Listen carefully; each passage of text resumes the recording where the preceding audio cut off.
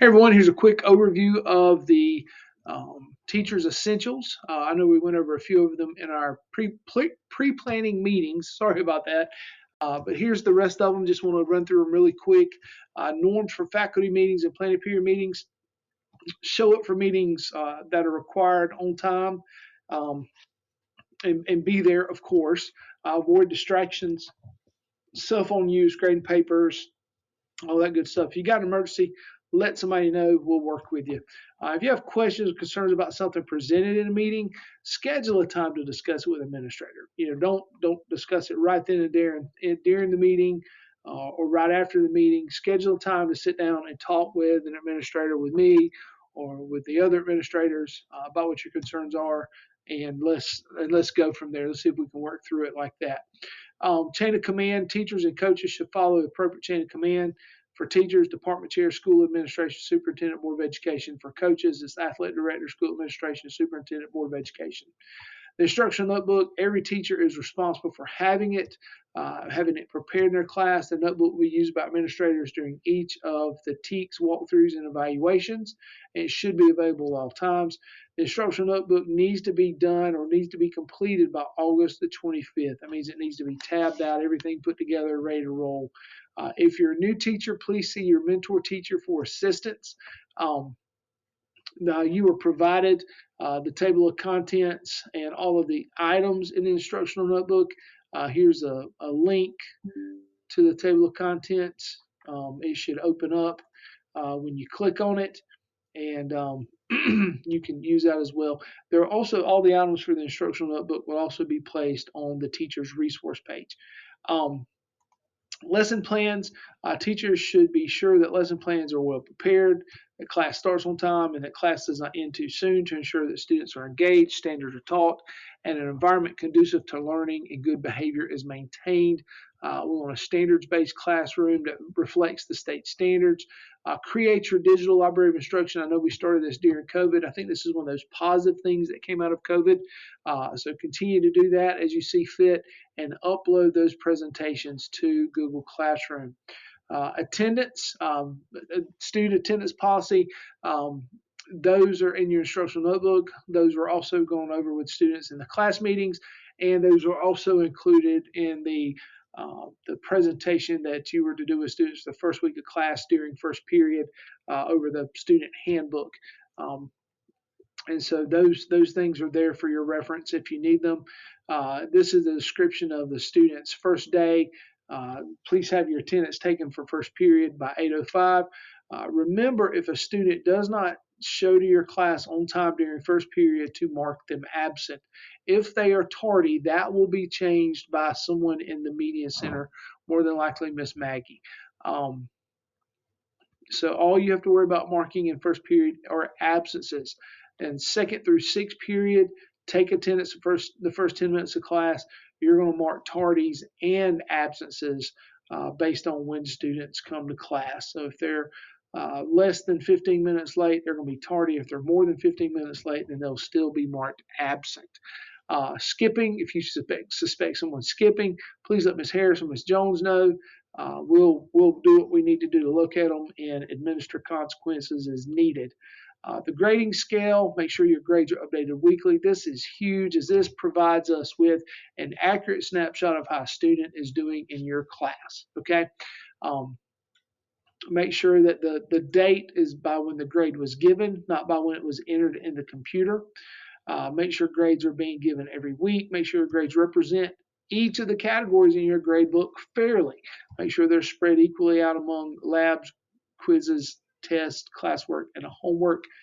For any missed work, please enter a 0. This places a sense of urgency on the students for making up any missed work. Class average should be equal to 100%, 80% coming from all class assignments, and the last 20% being from milestones or final exams. Final exam exemption. This was gone over with students in class meetings, and it's also in the presentation for handbook stuff that teachers were asked to go over during first period, the first week of school. All students are required to take a midterm, so they can't exempt the midterm.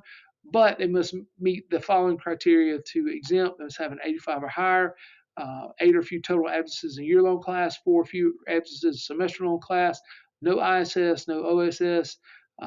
If your student is taking an AP or an honors course, they must have an 85 prior to those push points that are given. See page 17 in the handbook on grading system. Students with 6 or fewer tardies in a year-long class or 3 or fewer tardies in a semester-long class, actually that should be 12 or fewer and 6 or fewer. Okay, that's a typo on my part. So that is updated now. That this is actually what the handbook says as well. So it should be 12 or fewer or 6 or fewer. There are no final exams for courses that administer milestone. For milestone classes, an alternate test grade for a final exam or final project is given and scheduled on the day of the final exam. To be an honor graduate, 90 or above, no rounding. And then please make sure your gradebook is set up properly. Please make sure you see Miss Maggie Adams to sign off that you have set up your gradebook correctly. You are, as a teacher, are ultimately responsible for verifying all final grades. Makeup work due to student absences. The handbook gives students 3 days. So please work with students. If a student does not make up a test or an assessment in a timely manner, please give it to an administrator and let us work with that student in getting that test made up. The longer they wait from the date the test was given, the worse they're going to do because they're forgetting the material. When a student is suspended out of school or OSS, they can make up the work after the first suspension. If they're suspended a second or third time, they receive a 0 for all missed work and they do not get a chance to make it up. Supervision of students. Students must have hall passes and permission to be out of class. And so it's important students are in class and that they are in class taking care of business, doing those things they need to do. So it's imperative that students are on task. If they have to be out of class for any reason, please make sure they have a pass in hand, whether it's to go to the bathroom, to go to the nurse, or to come to the front office for whatever reason. Remember that first breakfast is served up until 7:55.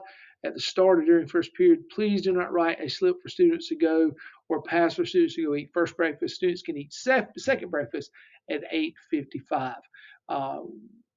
Releasing students from class, you are the one that releases students from class, not the bell. Please don't allow them to line up at your door before the bell rings. Okay. Teacher supervising the hall.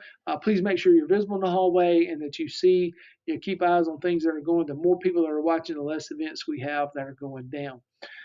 Students, electronic devices, smartphones, smartwatches, refer to these guidelines.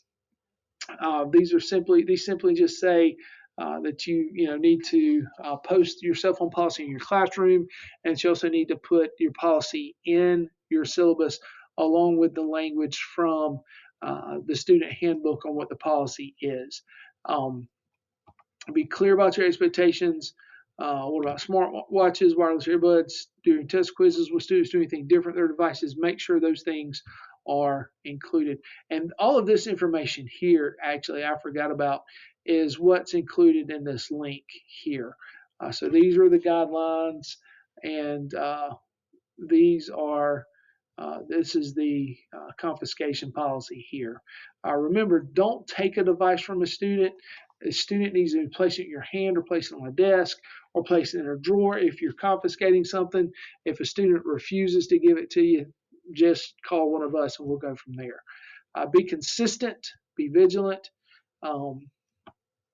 have a plan, like I said, for where you want the students are to put it in a box or in a pouch. And so also make sure during assessments you have a plan and students know exactly what you expect from them, where their phones are to be during an assessment or during a test. Okay. Discipline, be consistent. Make sure that they know what you expect. Students are keenly aware of any kind of inconsistencies. Remember that clear is kind. Communicate your expectations clearly and frequently. Teachers are expected to maintain proper classroom and hallway discipline. Never leave your classroom unsupervised. Be in the hallway outside your door during class change. Do not allow students to gather at your classroom door before the bell. Remember, you dismissed the class Here's a sequence of discipline procedures: communicate expectations, give a warning to the student, parent contact conferences, teacher detention. There's guidelines in your instructional notebook on that, and then the office referral. Okay. Um, Teacher-student relationships. You want a good, positive relationship that ensures or helps ensure that a student has more of an opportunity to be successful in your class. Model behavior you want your students to exhibit. The teacher-parent relationship. This is the other important relationship in helping students be successful. Um, Build a team with parents. It's about teamwork between teachers and parents and administrators and parents and helping their kids. And so please work at that teacher and parent relationship. If a student is failing your class, it is the teacher's responsibility to contact those parents and let them know and communicate with them and let them know what the student is doing that has gotten them into that shape and what they can do to pass your class. We'll work on the master contact list again this year. So that hopefully reliable phone numbers and up-to-date phone numbers will be provided through there as well. Absenteeism, use Red Rover to complete all leave requests, sick, sports field trips, etc. If you're out from school, contact someone and enter that absence in Red Rover so the sub can be scheduled. If you get sick during the night or early in the morning, text the admin and go ahead and enter the absence in Red Rover. Call or text me or Dr. Godwin or Miss Dovey or all three of us and let us know. Always let Miss Jones know that you're out or will be out by email, person, call, or text. If you're going to be out for 1 to 2 class periods, please try to find your own coverage by talking to a neighbor. If you have an issue finding someone to cover you, let us know. If there are any issues with Red Rover, please contact Crystal Little. She's the one that can help you with your login. And then federal auditors, if you're in a program that uses federal money, it is important that you follow the rules and procedures in Red Rover in order to make sure your absence is documented and paid for correctly. Start time and leaving procedures. All teachers and staff members should be at work at their assigned duty stations by 7:30 every morning. If you're going to be late, call or text me. Make sure you're covering your assigned duty station morning time, 3:30, 7:45. The lunchroom during that time is really to 7:50. Afternoon time, 3 to 3:15. Bus duty may be a little bit longer. Be on time. We'll be safe. We also will make sure. I'm going to add something really quick. I'm just going to say do not prop open doors. Okay, that is a big safety issue, and we want to make sure that we're not propping doors open, that everything that's locked stays locked, just for safety reasons.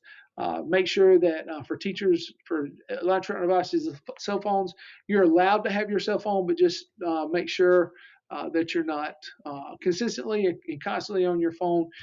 Don't, remember, we want to model the behavior we expect from students. If you have an emergency, need to communicate with someone outside the school building, we're completely fine with that.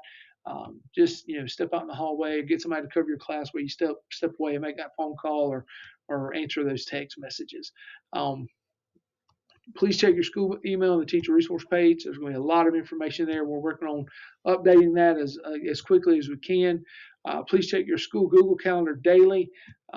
There's no more physical administrative calendar that's emailed out. All events will be on the Google Calendars on the teacher resource page. And assemblies and pet rallies, faculty members are to attend all assemblies and help maintain proper order. So thank you so much for listening to this. Please sign off that you have reviewed the Teachers Essentials for 2022-2023. If you have any questions, please come see me. Thank you so much for all that you do.